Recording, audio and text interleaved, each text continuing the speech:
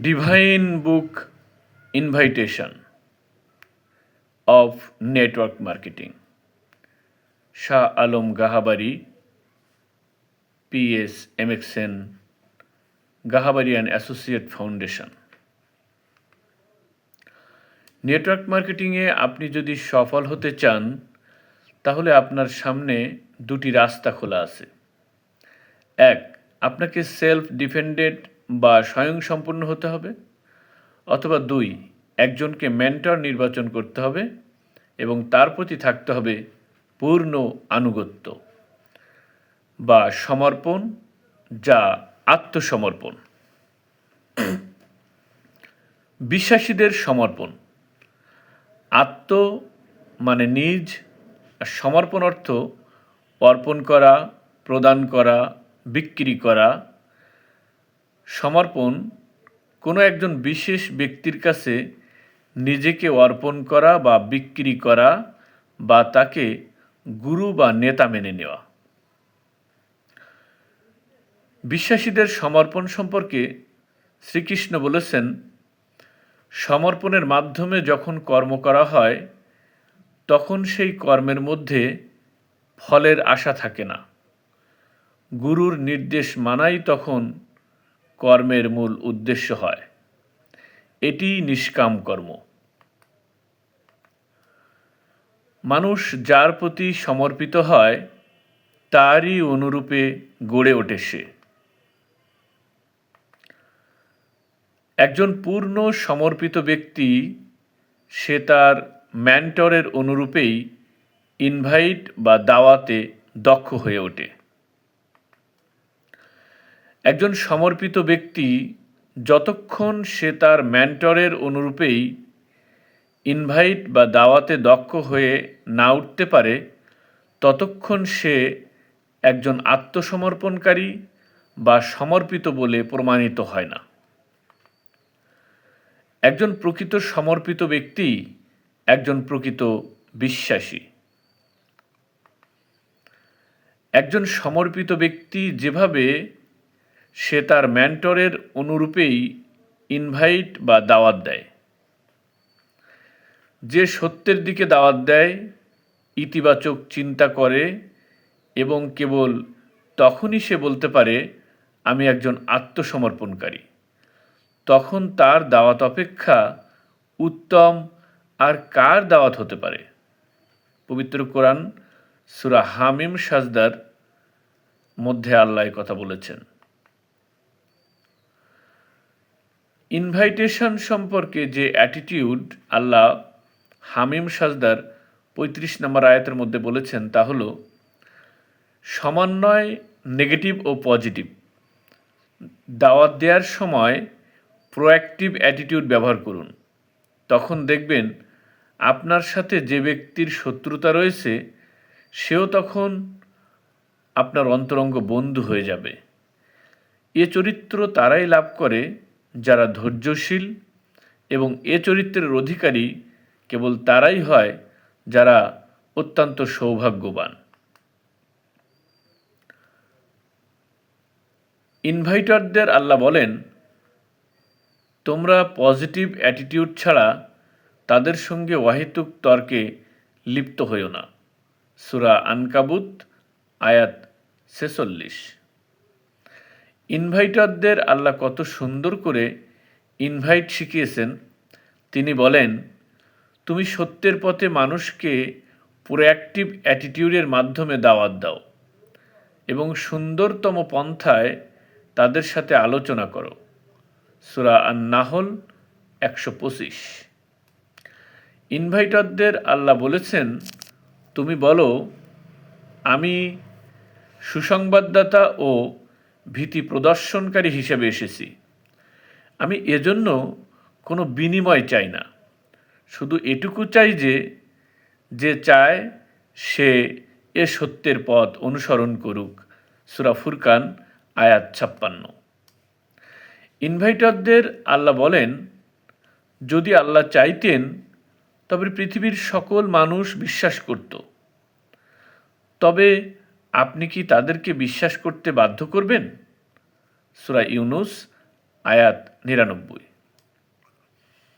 সূরা বাকারার 256 নম্বর আয়াতের মধ্যে আল্লাহ বলেছেন, সত্যের ব্যাপারে কোনো জোর জবরদস্তি নাই, নিশ্চয়ই সঠিক পথ ভুল পথের থেকে পৃথক। যে ব্যক্তি নেগেটিভকে অস্বীকার করবে ও সত্যকে বিশ্বাস করবে, সে এমন শক্ত হাতল ধরল যা ভাঙবার নয়। যারা ইনভাইট গ্রহণ করছে না, তাদের উদ্দেশ্যে আল্লাহ বলেছেন, সেদিন তারা বলবে, আমরা যদি শুনতাম এবং বিবেক বুদ্ধি দিয়ে বুঝতাম, তাহলে আজ এ কষ্টের মধ্যে পড়তে হতো না। সূরা মুলক আয়াত 10।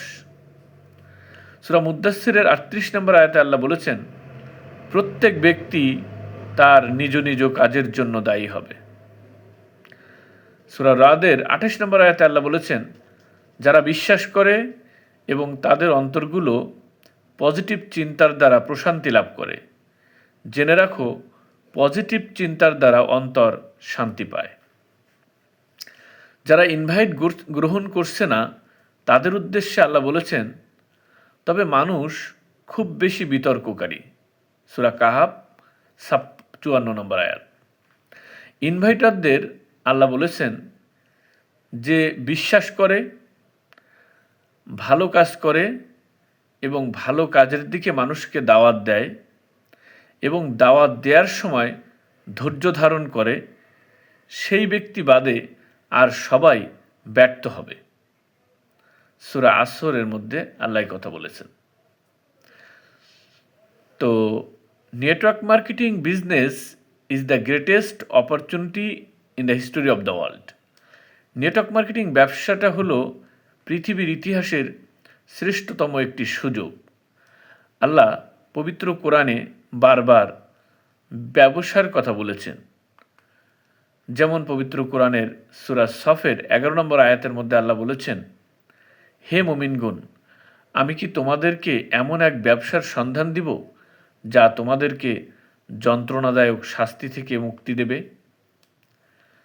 সূরা তাওবার 111 নম্বর আয়াতের মধ্যে আল্লাহ বলেছেন, আল্লাহ ক্রয় করে নিয়েছেন বিশ্বাসীদের কাছ থেকে তাদের জান ও মাল জান্নাতের বিনিময়ে।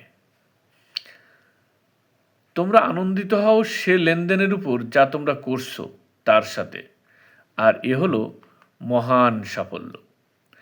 ইনভাইটারদের এবং বিশ্বাসীদেরকে আল্লাহ বলেছেন, তোমরা আত্মসমর্পণকারী না হয়ে কখনো মৃত্যুবরণ করো না। সূরা বাকারা 133 নম্বর আয়াত।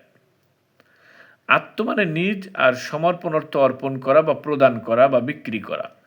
সমর্পণ অর্থ যে কোনো একজন বিশেষ ব্যক্তির কাছে নিজেকে অর্পণ করা বা বিক্রি করা বা তাকে গুরু বা নেতা হিসেবে মেনে নেওয়া।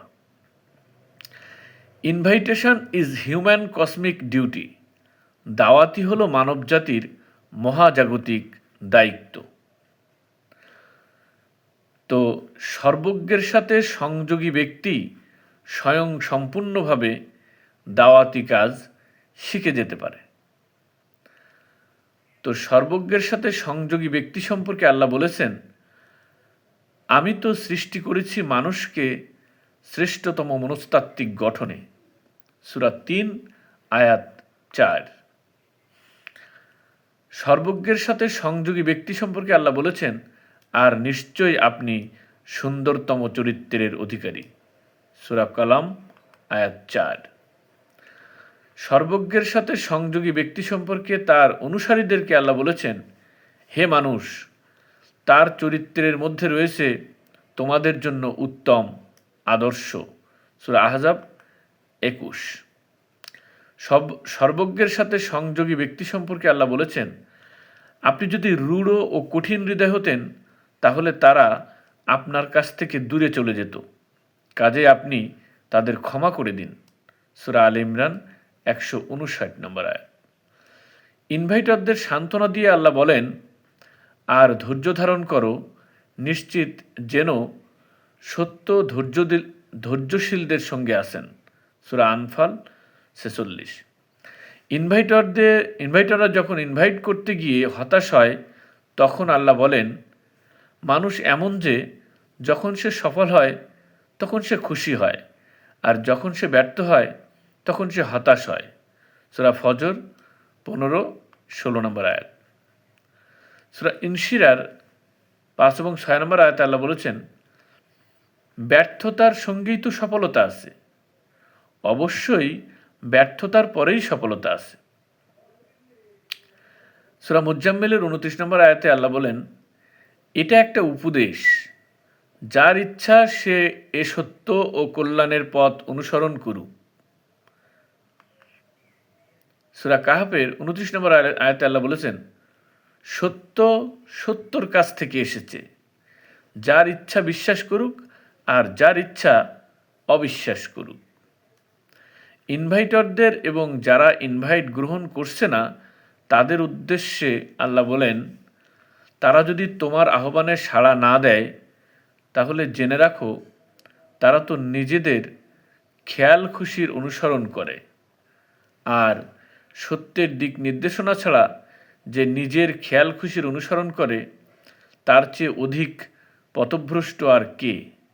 নিশ্চয়ই আল্লাহ নিজেকে ধ্বংসকারী সম্প্রদায়কে পথ দেখান না। সূরা আল কাসাস 50 নম্বর আয়াত। ধন্যবাদ সবাইকে।